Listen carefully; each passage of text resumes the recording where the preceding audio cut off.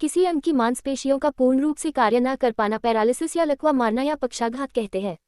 इस रोग को ठीक किया जा सकता है, बशर्ते मरीज अगर हिम्मत न हारे तो। पैरालिसिस या लकवा का अटैक कभी भी आ सकता है। जब उस अंग की संवेदना कमजोर होगी तो लकवा का सही समय पर इलाज न होने से रोगी एक अपाहिज की जिंदगी जीने को मजबूर हो जाता है। इसीलिए समय रहते ही पैरालिसिस या लकवा मारना या पक्षाघात का उपचार करना जरूरी है। लकवा पैरालिसिस एक प्रकार से गंभीर बीमारी है जिससे मरीज के किसी अंग शून्य हो जाता है। लकवा को अंग्रेजी में पैरालिसिस भी कहते हैं, जो अधिकतर 50 वर्ष से अधिक उम्र के इंसान को होता है। ऐसा नहीं है कि यह केवल 50 वर्ष की उम्र में ही हो, बल्कि अगर कुछ सावधानी न बरती जाए तो लकवा किसी भी उम्र के मनुष्य को हो सकती है। जीवन में चाहे धन, ऐश्वर्य, मान, पद, प्रतिष्ठा आदि सभी कुछ हो, परंतु शरीर में बीमारी है तो सब कुछ बेकार है और जीवन भी नीरस है। ऐसी ही एक बीमारी है लकवा पैरालिसिस, जिससे पीड़ित व्यक्ति जीवन भर सारे परिवार पर बोझ बन जाता है।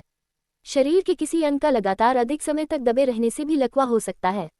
दरअसल किसी अंग के लगातार दबने से उस हिस्से पर रक्त का प्रवाह ठीक से नहीं हो पाता, जिसकी वजह से हमारा दिमाग उस हिस्से पर रक्त संचालन को रोक देता है।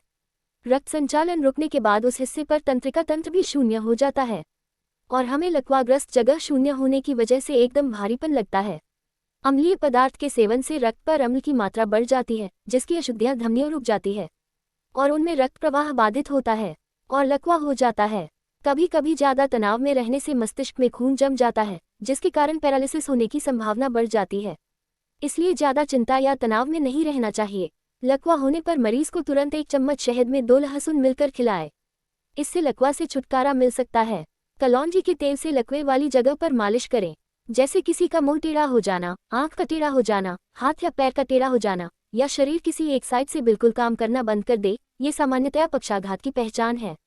अगर मेरा कोई भाई बहन लकवा पैरालिसिस से पीड़ित है तो कहीं जाने की जरूरत नहीं है। अगर शरीर का कोई अंग या शरीर दाईं तरफ से लकवाग्रस्त है तो उसके लिए बृहत्वाद चिंतामणि रस वैद्यनाथ फार्मेसी की ले। उसमें छोटी छोटी गोली बाजरे के दाने से थोड़ी सी बड़ी मिलेंगी। उसमें से एक गोली सुबह और एक गोली साय को शुद्ध शहद से लेवें। अगर कोई भाई बहन बाईं तरफ से लकवाग्रस्त है, उसको वीर योगेंद्र रस वैद्यनाथ फार्मेसी की सुबह साय एक गोली शहद के साथ लेनी है। अब गोली को शहद से कैसे ले? उसके लिए गोली को 1 चम्मच में रखकर दूसरे चम्मच से पीस ले, उसके बाद उसमें शहद मिलकर चाट लें। ये दवा निरंतर लेते रहना है जब तक पीड़ित स्वस्थ न हो जाए। पीड़ित व्यक्ति को मिस्सी रोटी, चने का आटा और शुद्ध घी, मक्खन नहीं का प्रयोग प्रचुर मात्रा में करना है। शहद का प्रयोग भी ज्यादा से ज्यादा अच्छा रहेगा। लाल मिर्च, गुड़, शक्कर, कोई भी अचार, दही, छाछ, कोई भी सिरका, उड़द की दाल पूर्णतया वर्जित है। फल में सिर्फ चीकू और पपीता ही लेना है, अन्य सभी फल वर्जित हैं। शुरुआती दिनों में किसी भी मालिश से परहेज रखें। तब तक कोई मालिश न करें जब तक पीड़ित कम से कम 60% तक स्वस्थ न हो जाए। ये दवा लाखों पीड़ित व्यक्तियों के लिए जीवनदायिनी रही है, जो आज स्वस्थ जीवन जी रहे हैं। स्वास्थ्य वह मूल तत्व है जो जीवन की सारी खुशियों को जीवंत बनाता है, और स्वास्थ्य के बिना वे सभी नष्ट और नीरस होती हैं। सुखी होना है तो प्रसन्न रहिए, निश्चिंत रहिए, मस्त रहिए।